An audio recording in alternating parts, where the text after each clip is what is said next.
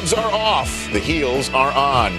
It's Let Me Finish with Emmy Award-winning sports reporter Suzy Schuster and senior West Coast editor of Vanity Fair, Krista Smith. It's not easy to get a word in edgewise, but they'll try. And now, here's Krista and Suzy. Hi, thanks so much for dropping by again. Rich Eisen from NFL Network joins us in moments to talk about all things football, perhaps a slight injury in Eden Prairie, Minnesota. But before we start, we are going to go into LeBron, because you know how much I love to talk about LeBron. And yes, the NBA season did start. Krista, I'm just going to say right now, I'm loving your look today. I know you need to do this every single day. I'm a little polished today because I've spent about 5 hours in front of the camera doing press for Cher. That's right, at 64 years old, the legend is still alive and well, and she's going to be on the cover of our magazine. And I happen to have written that story, and it was a lot of fun, and I couldn't be more in love with Cher. I got to tell you. How great was she to hang out with? I don't know, Suzy, I got to say, G5, right. The 400,000 square foot house in Malibu, she's awesome. It's amazing. You think you're going to see Cher, you don't really even know what that is, and she comes at you with her tennis shoes and her hoodie, and there's no entourage, there's no handler upon handlers, and she just has that voice. It's just her and her Dr. Pepper. And, did she offer you one? Yeah, by the way, I'm now kind of in love with the Diet Dr. Pepper. And here's the other thing, she drinks both Dr. Pepper and Diet Dr. Pepper. See, I like that about her. That's how she is able to wear those thigh highs. Yeah, she's amazing. Now, I She went to keeps the calorie Vegas, count low. saw the show, and you forget that she was the original cougar. You know, at 40 years old, she picked up Rob Cameretti at the restaurant. Remember the Bagel Boy? Moonstruck. Guess what? Snap out of it. Yeah. The Bagel Boy, like the same time. now, this is going to make you so happy. He's a G5 pilot. Come on. Yeah, he's a G5 pilot. I hate that he flies a G5 more than I do. And they're still good friends. So it'll be out next week. It's actually, if I must say so myself, it's a great read. So here's the difference between our lives. She got her hair and makeup done this morning and did press for Cher. I took my 2-year-old with Rich to Disneyland. So if I stutter, if I fall asleep mid-interview, I chased my kid around the Finding Nemo float this morning in the submarine. So I'm a little out of it. So as they would say, bear with me. But we will start, of course, with LeBron, my favorite thing to talk about. The NBA season has just started, and of course, the Heat came out and they thrashed the Celtics. They thrashed them in the opening night. What? Nope, they didn't. Nope, the Celtics, the grandparents of the NBA, came out to the tune of 88-80. LeBron, 31 points on the night. Weak, anemic shooting, though, from Dwayne Wade. He was 4 of 16 from the field. Chris Bosh, 8 points, 8 boards. Season. We've got until June. Chris, let me finish. I mean, the big three. Oh my God, they were so great to watch. Wait a minute, no, they weren't. that was a good game to watch. Come on. I mean, listen, LeBron, everyone's going to come after him. Everyone's going to come after, the Heat. Look, it would have been a bigger story had they beat. Is it bigger that they lost? I mean, there's one game out of, 500,000 to come? But it's so much fun to make fun of them for the one game. I know, it was your gift. It was your gift. It was really opening night. I was excited, and I kind of, not that I love to hate. Schadenfreude does run deep in my family, but the fact of the matter is, come on. And I am from Boston, and I love the fact that Shaquille O'Neal's in Boston. I like the whole thing. I'm a big Ray Allen fan, but I just, there was something in me that liked seeing them go down the first night because they've had such extreme confidence going into the season. But I can't wait to watch them all season. I've got a lot of faith. Well, you have a lot of faith, and a lot of that reason is because of this new Nike ad that is out with LeBron James. Of course, I give the credit to the writers. She gives it to LeBron James. LeBron James comes out in this ad, and he takes shots at everybody, including Charles Barkley. All right, let's have a look. I am not a role model. Hi, Chuck. Seriously, what should I do? Should I tell you I'm a championship chaser? Get it for the money, rings? Should I be who you want me to be? Should I accept my role as a villain? Maybe I should just disappear. Suzy, I love this ad. And why? The Charles Barkley, he takes shots at everybody. But most importantly here, he takes shots at himself. He's admitting, like, hey, I made some mistakes. I did the best I could. Am I the villain? Am I the hero? And it goes on and on and on. And you should absolutely watch this ad because he talks about, did I ruin my career? Did I ruin my legacy? And what I love the most is I saw Barkley talking about it, and he loved it. He's like, I think it's awesome. Because Charles likes anybody who can stand up to him. Well, and he did. He did say, he goes, listen, LeBron is the best basketball player in the world, and I think it's great. And let's face it, Barkley was taking shots at him. And, for LeBron, he's sending it up, and Barkley's got a great sense of humor about it. But it was very funny because he said Michael Jordan would not have a good sense of humor about it, and he went on to say that if you wronged Michael Jordan in the first grade, he still remembers it. So he probably, and maybe that's the difference between LeBron and Michael, and that may be where I have a slight amount of disrespect for him. I kind of like the fact that if you looked at Michael Jordan wrong for 1 second, he remembers it 30 years later. That's a competitive streak.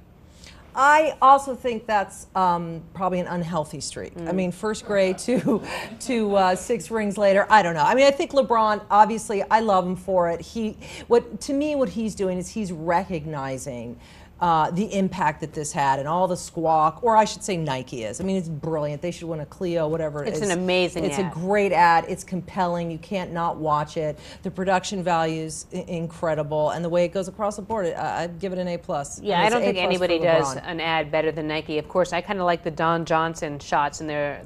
We went on a school tour for our kid the other day, and there was Don Johnson and his wife touring with us, so I felt like I felt the heat from the... Yeah, he doesn't look bad. And he won that lawsuit. He just got another $25 million off of the Nash Bridges. He needs it. Yeah. He did not wear the T-shirt and the blazer, I want to say. He did not. In fact, went with the full tie. That's the kind of access you get here at this show at Let Me Finish. These are important things to know. What did Don Johnson wear to a school tour?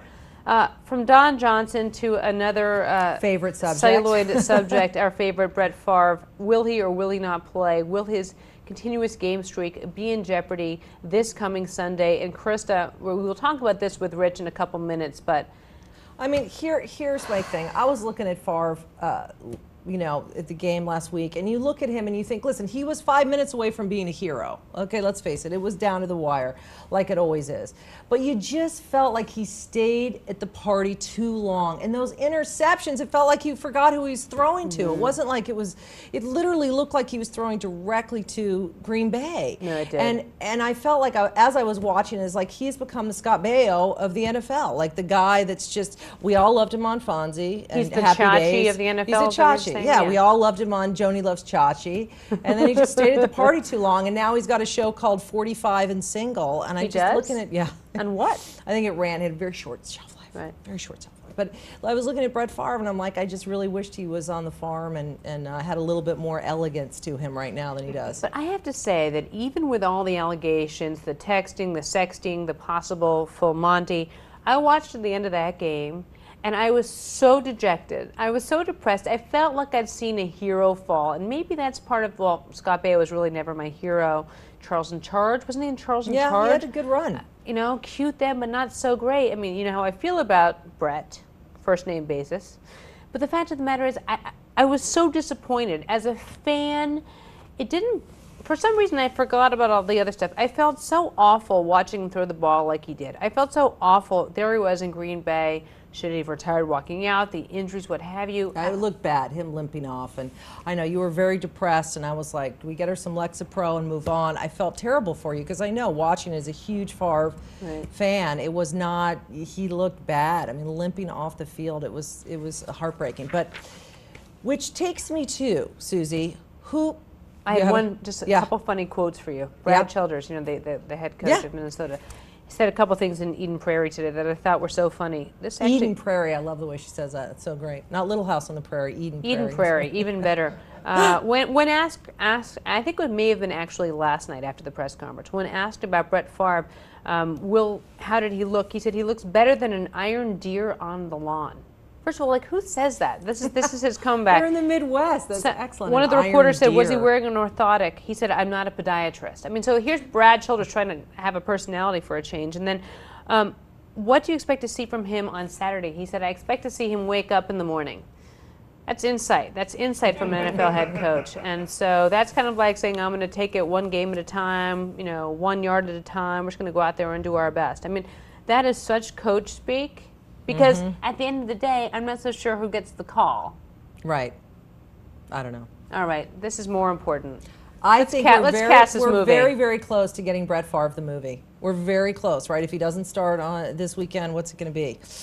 It's not 291 starts, and he's going to be benched, which I think is not going to happen. But anyway, in thinking about this, these were our options. Who would play Brett Favre in the movie? Would it be Matt Damon? Okay. And you can see where there's a resemblance. Matt would have to kind of Sure. Jaw. bulk it up. He'd have to scruff it out. Right. Susie's favorite choice, Brad Pitt. I mean, he is from the Midwest. Yeah. He might, He's got the crinkle in the eye. can do a Southern accent. Yeah. Or my choice would be Thomas Hayden Church. Genius. It's Is such there a good better casting. Brett Farve?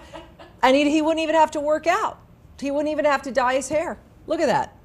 Honestly, can't you see him slurring and sexting? It's it already. I can see It's it. Thomas Hayden Church. It's your role. Please, someone, let's make it happen. I think this is the best Yeah. idea we've had. We may have to cast every week. I also, I didn't think of it ahead of time, but now I'm thinking Jen Garner as Deanna Farr. Yeah, Jen Garner's Deanna Farve. The dimples, the sympathetic face, Yeah, we the could girl keep next going. door. Jen Sturger. Yeah, well, for me, Jen Sturger, doppelganger for Jennifer Love Hewitt. We're going to see In the some Hanes commercial, kind of. We're going to see some pictures of Jen We'll Sturger save that later for that later. that we could maybe think about if maybe Jennifer Love Hewitt could pose the same way. She may have to go full on anorexic for a couple weeks and get a couple implants. But It's terrible. With Let's that talk in real mind, football. Come with on. With that, from implants to Rich Eisen. Hi, Rich. Rich will join us now to talk about Brett Let's talk Farve about and some real perhaps sports. the host of Special NFL plays. Total Access will have some Yeah. thoughts on casting as well. I mean, Sure. Who Rich. would play Rich Eisen in the movie? That's next week. Dan Aykroyd, Oh, I think. At least Bring that was that back Brad- but of course, bring it that would, Brad no, it would Pitt be, photo back it up. Would be the Blues There we Brothers. go. Dan Come on, Aykroyd. They have Suze. similar, Look they've at got that. similar lips, Not right? not the Driving Miss Daisy era Dan Aykroyd. You know what I mean? The Blues Brothers, Dan Yeah, the Aykroyd. I Blues still Brothers, like Brad Dr. Pitt for Detroit. you. Yeah. Not the fat bloated. Come on, look Dan at that. Aykroyd. Yeah, not Honey, bad. I think you I look. can look smoky. Go like Yeah. this. Go like this. There you go. Yeah. Nice. Well done, sweetie. Yeah. And I'm like Benjamin Button. I'm like Ben Button. Yeah, I you get younger as I get older. You know, I'm the same way. That movie. It's so unfair. All right, I've got a couple questions for you. Okay. Fire away, Krista Smith. All right, well, let's just start with Favre. Is he going to start? Is he not? What's going to happen? I think he is. Earlier in the week, when he had a walking boot on Wednesday, on Tuesday, when I taped my podcast, I thought for sure he was not going to do it. This was finally the week the injury bug was going to catch up to him. But sure enough, he was out there practicing today without the walking boot, and it's not going to be him going into Brad Childress's office and say, "Hey, coach, I don't know if I'm 100%. Why don't you go with the young guy?" He's not going to make it like that for his coach. I think he firmly believes he's the best option. That's the reason. Excuse me. It's the reason why he got on Air Wilf and flew back up with his 3 comrades from his farm back in August, is to be there for the guys, and to not go, I think, would really crush him. I just keep thinking of that scene in one of my favorite movies, Any Given Sunday, with Yeah. Oliver Stone, where Lauren Holly just smacks Dennis Quaid back and forth and goes, "You're a quarterback! Right. Get in there!" I think that's what Deanna's doing right now. Well, I think she's smacking him for a lot of For other a lot of different reasons. Yeah, well done. Could be that. What exactly is his injury? Well, I guess he's got a cracked heel. He's got a crack in his heel, and also another broken bone in his foot. It's not his ankle. It's a stress fracture. in his Right, foot. and Peter King spoke to a doctor this week. I mean, we've all done that. We had on our show this week. I wasn't on, but we had our own doctor on the air. Who's the guy who's Elatrosh? yes, Elatrosh. We had Neil Elatrosh on, and so we've all busted out our doctors to It's like CNN when diagnose they it. have pollsters. Right, diagnose it from afar. This is sort of like our Chilean minor situation. Mm-hmm. You've got all these people coming in and treating it like it's a major Favre, story. he's- So Peter King spoke to a doctor and put on his website this week on SI.com that the doctor said it's a glorified ankle sprain, and that if it was the playoffs, he would definitely be playing. It wouldn't even be a question about it. So, and he has previously, his offensive coordinator, Darren Bevel, who was with him back in the Green Bay days, told a story this week about how he broke his thumb one year and was told by doctors it would require pins to fix and be out 6 to 8 weeks. And he responded, "Well, I played pretty well with it, and we didn't know it was broken at the time, so why can't I keep playing with it when he did?" So I think he's definitely going to play, and the question is how well, how effective, and would Brad Childress ever pull him during a game if it was he thought necessary? And you saw as you pointed out earlier in the show, Krista, it looked like he was still playing for Green Bay.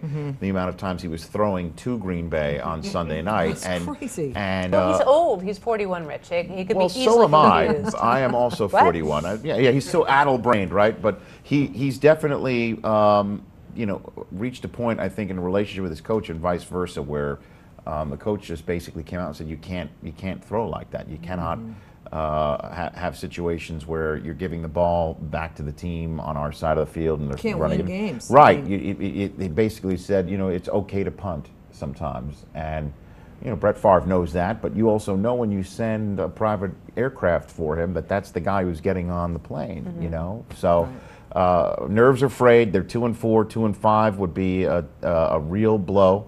And, and this is such a major story that Randy Moss returning to New England, not speaking to the media, was fined $25,000 by the league today because he hasn't played nice with the media up there in Minnesota. He hasn't been really talking. So that's been sort of on the wayside, and that's going to be one of the many, many fascinating interconference games in Week 8. Yeah, Tom Brady was even saying that, everyone's concerned about Randy Moss knowing the playbook, and Tom Brady said all we're going to do is change the name of a couple plays. I'm sure you saw that, and a lot of people wondering, will it be better for the Vikings, him knowing that offense as he does? But you're right, it's been buried because people are more interested in knowing whether or not Favre's going to play. Limited mobility, no drop back passes today. Right. Basically, just took a couple lobs to a couple different guys down the field, a couple wideouts, and then everyone was ushered out of the viewing area in Minnesota, so no one has seen what kind of mobility Brett has. I mean, here's what I think is going to happen. I think that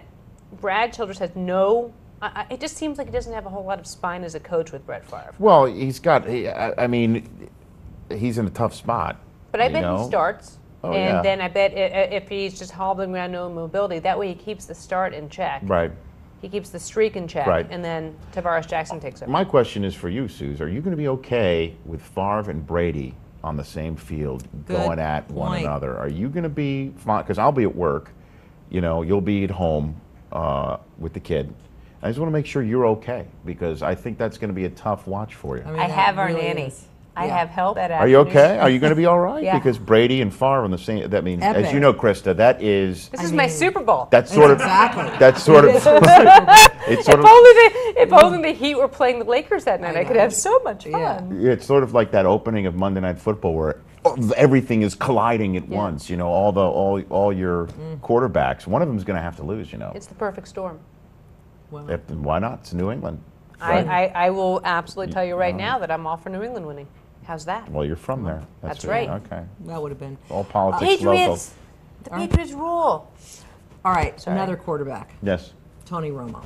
Yeah. Well, What is happening in Dallas? it's a good question. The Super Bowl, I was all there. I thought You're Dallas. not coming now? No, I'm You're not coming. coming now? I'm coming. Okay. But I thought there was at least a big chance that Dallas might end up in Dallas Yeah, I know.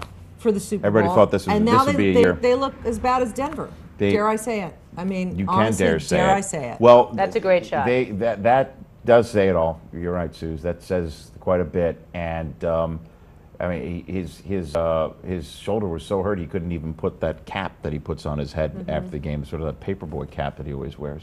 But he, obviously means so much to the team, and the team was up when he got hurt, and Des Bryant even returned a punt for a touchdown. Bryant. And then the letdown was so massive defensive on every phase of the game after that. It was telling in many ways that the Cowboys just didn't really have any. That was just one final big knockout blow. And you could sit here and think that Kitna was a comeback player of the year a few years ago. He was in the year that Carson Palmer went down. He played very well for Cincinnati, and he also played well in Detroit for a time. Well, he makes for exciting football. Well, who, John Kitna? I know, yeah. I just fell asleep thinking about watching his You snap. just fell asleep even listening to me go on about John Kitna. But even if he does find the fountain of youth, and even if he does play well, the math is there. I mean, 10 wins is what's going to take to make the NFC playoffs, and most likely, even if it's not, let's give him 9 wins, making it at the very bottom of the wild card heap. But they still get in for whatever tiebreakers that may still go their way which unfortunately for them is just not even setting up. Their one win was out of conference. They have no wins in conference, no wins in division. Here we are entering week 8 and they're 1-5. Let's just give them the benefit of the doubt and say tiebreakers go their way. A 9-win season will get them in. That means they've got to win 8 of their final 10 games. And their lineup is rough. It's not easy breezy. Yeah, from here on out. Yeah. I mean, they've got to go to Green Bay next week, not this coming week, but the week after. They've got the Saints at home on Thanksgiving before our Thursday night game. Well, yeah. You know, and on the network when we got the Bengals and the Jets, and we're not even in December at that point in time. So the question is, defensively, a team that's been shooting themselves in the foot and really can't get any pressure on the quarterback without other than DeMarcus Ware. Mm-hmm. And offensively, they've been great, but they commit too many penalties and too many mistakes in the red zone. If you think John Kitna is going to try and somehow coalesce this team and lead them forward, they still have to find 8 more wins on the schedule. And I just don't see it. So I think that's basically a telling photograph for the entire season. What does this mean for Wade, the coach? I think this means Wade is gonna, the house is just gonna be cleaned, unfortunately. I just think it does, but not during the season. Jerry Jones is, as much as you make him out to be a mercurial fellow, and he may be. He's a class act. But he is actually. You know, he's always been great for our network, and he's great television. He is great. He's great television, great theater. He knows how to sell. I mean, the Cowboys Stadium is obviously. Yeah, he didn't build that stadium to lose it. That's what I'm thinking. Oh. No, I don't. He's a businessman. And so, you know, it's like we were talking today, just in a weird kind of circuitous way to think, where we were talking about George Steinbrenner not being around anymore. Right. And when you think about owners with an impact, I think of Jerry Jones. I mean, he is the Cowboys, the way that Steinbrenner was the Yankees. Right. So that's a good analogy, but Steinbrenner at some point did step away from the business decisions of the team on the field. He did step away from the baseball operations, his baseball people. Right. That that the Larry David character would always talk and Billy about. Martin on might Seinfeld. not say how classy he was. Well, you know, but bottom line is though, he eventually handed off most of the baseball decisions to baseball people, and Jerry Jones is making all the decisions with his sons. And a lot of people are going to start questioning whether they have the right personnel there, and is the flow chart the way it's set up in Dallas really amenable to winning?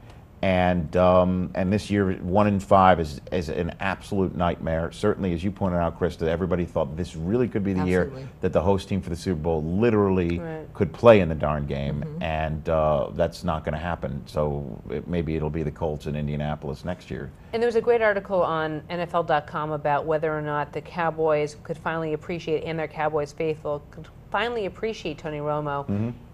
Now that he's not there, and now we are going to see John Kitna, Mr. Excitement with the pigskin, leading the Cowboys downfield, maybe it's time for people to say, well, Romo's not as bad as we all thought he was. He's gotten a lot of flack this year, Rich. Well, he always does. Lack of leadership, lack of the whole combo thing, the dating, Jessica. Well, they wanted to blame it on Jessica Simpson, of course, and then they're blaming it on some other girl that looks just like Jessica Simpson. I mean, the thing, and I'm obviously not an analyst, but when I look at Tony Romo, there's things that are confusing to me. He makes really difficult stuff look easy, and you're like, wow, look at him. How did he just do that? And then he makes the simplest stuff look almost impossible to do. Who does that remind you of? Who we've already talked about here on the set. And it's just, So he grew up idolizing Brett Farve, and he sometimes looks like him, the way he throws like that, and he does make these maddening decisions.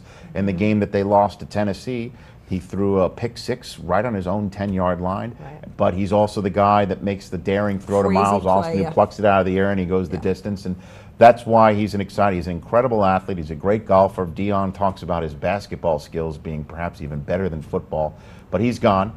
And now Cowboy fans who if they did have a problem with Tony Romo, well, you know, then that, be careful what you wish for, because its name is John Kitna, and he could, he could possibly, like I said, he could possibly. Kitna, I just met you. Kitna, he could possibly lead them, and stabilize things. But like I told you, the metrics are brutal for them. They've got to win 8 of their final 10 games, and they're just not playing consistently in all 3 phases in order to do that. Even if Kitna does bring, and Kitna, had a very successful stint in Detroit, throwing to Roy Williams, who's having his best year as a Cowboy. So, I mean, if you really want to look for silver linings, that's there, and their running game's still intact. I mentioned Des Bryant's name. You started felling, as well you should. I mean, he's a real.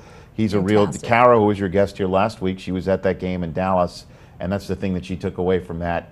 was that Des Bryant is that He's so special. the stadium loves them some Des Bryant and vice versa, and that there was a visceral reaction whenever he touched the ball. You could feel it in the building. So He's they the do have that screenplay going we should be for working him. on right now. No He kidding. loved Like him. He's the next screenplay. Who, Des? Absolutely. From With how he grew career, up his and life? the mother and the whole bit. my gosh. Let's go. Let's go write that right now. Scott Baio's available, I think, Yeah, is by the he? way. Could Yeah, possibly do it. from what I've Well, from what I let's heard. go. I'm going to make a leap here. Make So, it. a couple years ago, it was T.O.'s fault that Dallas wasn't playing well. He was poisoning the locker room. Right. Then he went over to Buffalo. Right. Did some help It's there, Buffalo, right. but Yeah, it's right, it was the Buffalo. Bills, Let's, right, yeah, let's, right. let's Ish. manage our expectations. Right.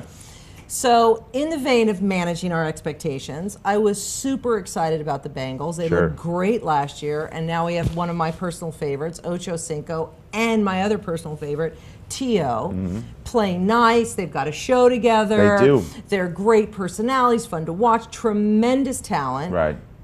What's going on with the Bengals? That's a good question. If I had to point a finger, it would be at the quarterback. It would be at Carson Palmer. He's just not himself.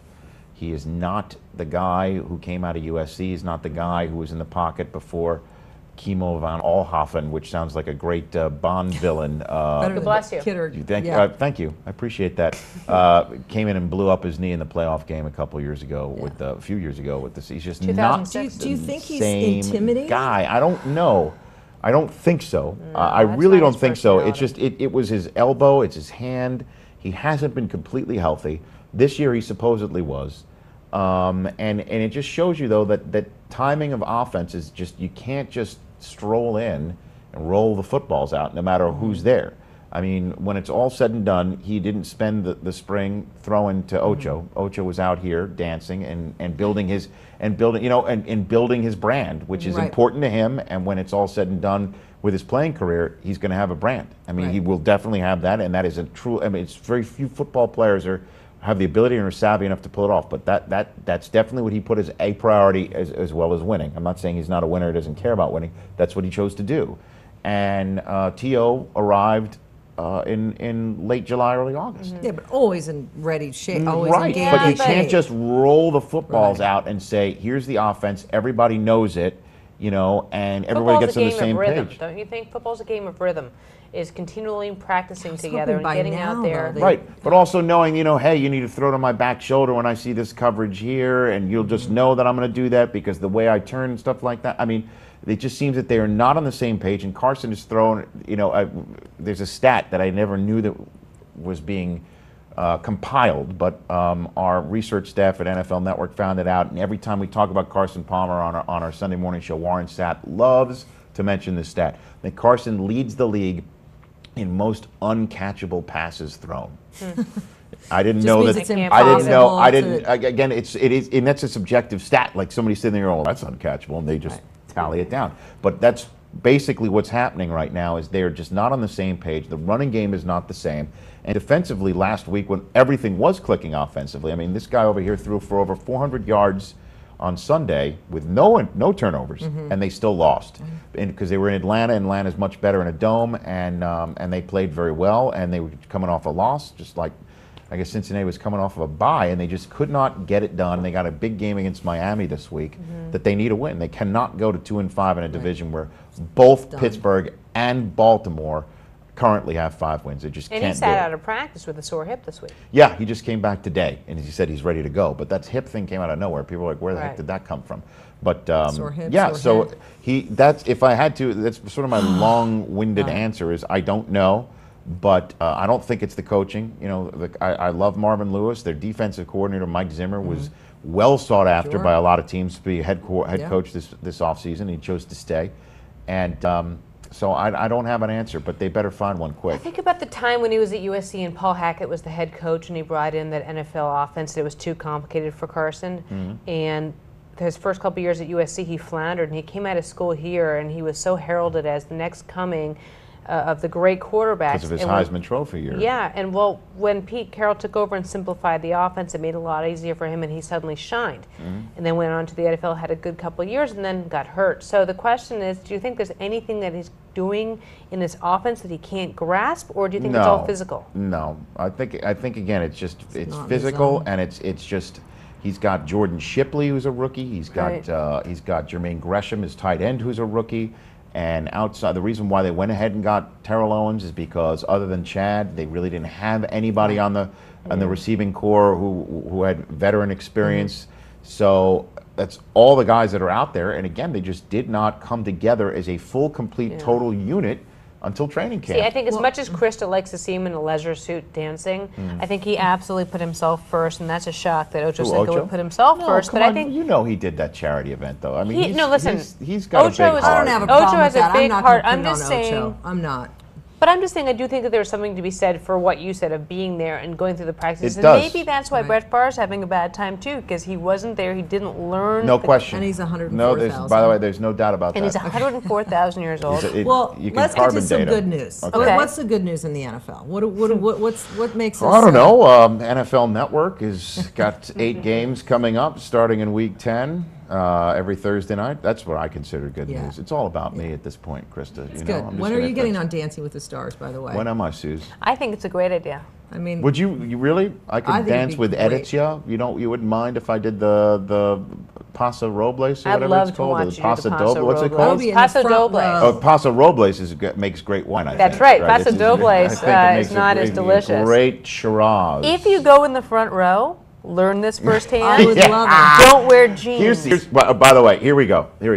Because Emmitt Smith was dancing one year. Of course. 'cause- Didn't he and win? I think he won. He That- finished- perpetually he won. doing the chop. He won. He won it all. He won it all, Which- right? Yeah. And when he went in last year with Jerry Rice, and the day that they were announced, the Hall of Fame, when I say went in, the Hall of Fame class gets announced live on NFL Network, and it's one of I my saw it. favorite It was a things. great show. It's one of my favorite gigs is to be the MC to announce who's in. Actually, technically, that announcement comes from the guy who runs the Hall of Fame himself, the president. I just announced the cut-down list, so I'm sort of the Paul Revere of bad news for all these great guys who I grew up watching. They hear from me that they're shit out of luck, basically. But at any rate, so I was there with Emmett and Jerry, and I introduced Emmett with Jerry Riordan on the stage, the only member of the incoming Canton class who's won Dancing with the Stars. Now, you said earlier that Michael's the type of guy who remembers a slight and for 30 years, Yeah. and you call that Since the unhealthy, which I first thought grade. was very accurate. Jerry stared at me when I said that. Angry. And, That's right. And you know, but it was like the half stare, half having fun. And that's during Jerry the commercial Rice. break. During the commercial break, came up to me. Why'd you say that? You know, like These guys can't but like take off mostly, the pads. Man. mostly kidding. When I say mostly kidding, it's a little twinge. bit, yeah, Yeah. because they're very prideful. Very, Yeah. but that's why they're all Hall of Famers Yeah. because they have that. But the reason why I mention this is Emmett was dancing one year, so Emmett invited me to go. So I said to Suze, let's go dance with the stars. Fantastic. So we go. And before we go, I dress in the Los Angeles laid-back, Casual chic. Casual I- chic. jeans. Guess who told him not to go jeans, casual Jeans, chic? lace-up shoes, button-down shirt, and sport coat. I call that billionaire casual. Susie, billionaire, like thank you. that. That is billionaire So casual. good. It really So is. I went- Todd loafers. Yeah. I went billionaire casual. Yeah? Yeah. And it didn't fly? Well, here's the thing: is we're getting ready to leave, and Susie goes, "Well, isn't it like formal wear? Don't you have to wear formal wear to this thing?" I'm like, "No, it's Los Angeles. Yeah. What are you talking about formal wear?" She goes, "I think you have to wear formal wear," and I'm like, "No, let's just go. This is fine. It's fine." So one of the few times where she acquiesced and said, "Okay, I'll listen to you," she actually acquiesced and dressed similarly. That won't happen We arrive on. again. We pull onto the lot. We pull onto the lot, and we immediately see the lineup around the block of the people who are lining Yes, up to audience. Ball for the gowns, like audience. Zales special ball gowns. Like people who flew in from Omaha and they're Yeah. wearing their hot pink to the ground taffeta ball gowns proudly, Krista. And you're billionaire casual I couple. look at him, I'm like, She's like, "You this jackass." is the. I'm like, maybe they're here for, let's make a deal Well, or something. exactly, Maybe it's not another- like for this show. Maybe it could be for something else. We get there and there's a name tag at the front, Rich Eisen front row. They look at him, they go, Actually, the name tag was the parking spot. It said Dancing with the Stars, Well, Rich don't they Eisen. have- So I don't actually they have- kept that sign. That's up in my office, the Rich Eisen Dancing with the Stars parking spot placeholder sign. Long story short, it was the trifecta that no husband ever wants to be in. It was the trifecta of, why didn't you listen to me? A. You know this, right? Why didn't you listen to me? And then 2, because we get there and now we find out you're making me look bad, which is the last thing, the second thing. You don't want that happening either. We find out because now she looks like this and everybody else is dressed in ball gowns. And then the complete of the trifecta is we come in and instead of us having the front row seat that they had already reserved for us, we had to be placed behind the table so they don't see our pants. So now the third thing was the king of Nambia sat in front of us. Yeah, I don't know what that was really odd. really They have weird. like when you Who go was into there, a golf club or a restaurant and you borrow a sport jacket. I mean, Right. if they have borrow borrow pants? black tie, Yeah, that would be a business. I know. Come in Tom and like- Bergeron has an extra set of, Come on, Rich, let's get you a pair of formal borrowed, pants, and maybe I'm the same size as Tom Bergeron. You can just tack or on a Bruno. dress. So it was the trifecta. It was the trifecta of, why didn't you listen to me when you know you should listen to me? You're making me look bad now. Forget about you. Yeah. You're making me look bad. And then the one that really lasts and reverberates through the entire evening is, we could have had so much of a better time if we were in the front and you should have listened to me and look how bad we are. Just like, it was just a vicious cycle that no husband wants to be in. And that was my Dancing with the Stars experience. All right, well, hopefully you have a Maybe better I have to one. be, look what the I think you can have of to be on. worms you freaking opened. I love it. All right, are you going to stick feel- around for our favorite Sure. things we love? Sounds good. Ready, Suze? You Am go I first. going I'm still recovering from the Okay. king of Nambia Yeah. taking my spot. All right, I'll tell you what I love. I love right? I love James Franco. I love Danny Boyle, and I love 127 Hours. It's coming out, and I think it's this month, actually. In 2 weeks it's out, and it's the story of the hiker we all heard about. Hopefully you did. There was a rock climber that had to actually cut off his own arm to survive when he got trapped by a boulder. I saw this movie in Toronto. I didn't know whether I'd been in a boxing match or had sex for 10 hours. My heart was pounding for 94 minutes, and everyone in the audience, I think a couple people fainted. Have you had sex for 10 hours? Well, me and Sting. Right. But no, it's just fantastic. Do yourself a favor. Run. Do not walk to the movie theater and see this. Danny Boyle is a genius. He makes this movie. You are on the edge of your seat, and it's a beautiful way. In every possible way, it hits every note. And James Franco's the star and going to get an Oscar nomination. Let's roll it. Is that an Oscar nom? Absolutely an Oscar nom. Hey, you lost? I'm a guide. What do you say? Well, the guidebook says that the route's through here, but I know a better way. All you have to remember is that everything will be okay. Oh my God, Aaron!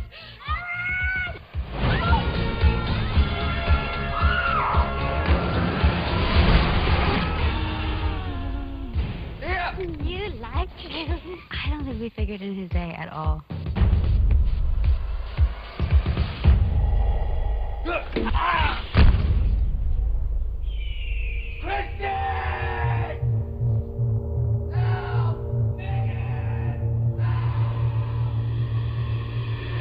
Oh my gosh. Fantastic. Oh my God! I mean, honestly, Yeah. like, No how way. did it happen? He fell and it wedged when he Well, fell.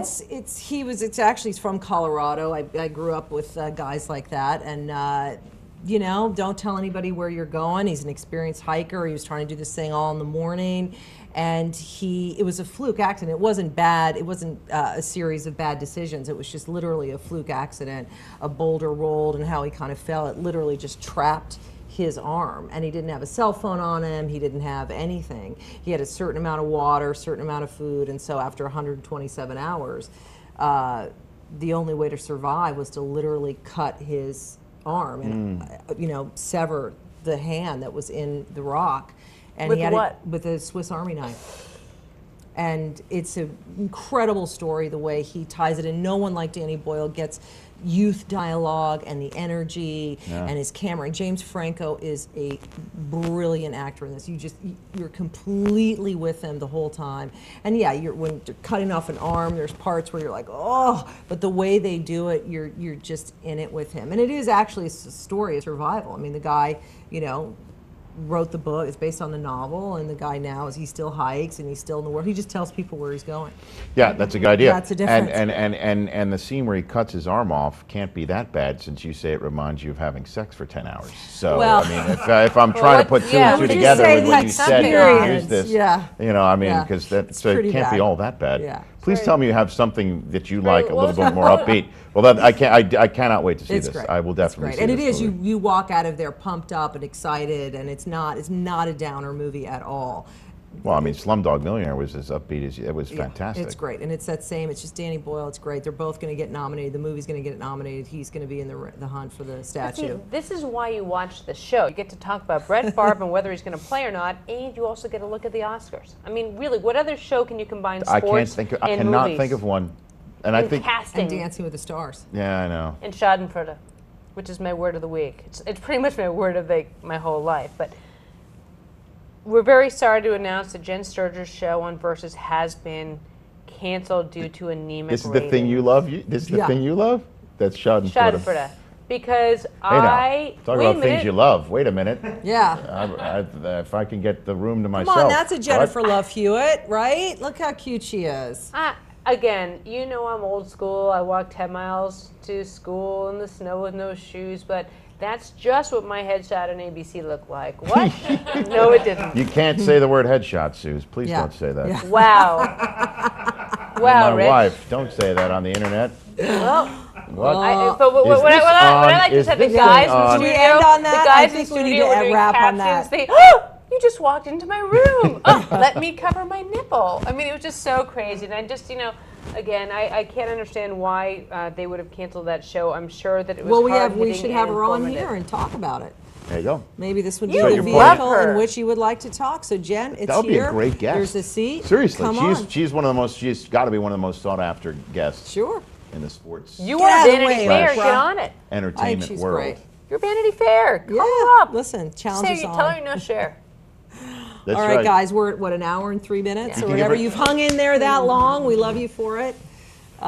Rich, thanks for coming on as always. My pleasure. And, you got it, ladies. Go football. staring at the topless chick. That's quite all right. I don't know what. There we go. Thank you for switching it back to the title card. Thank you.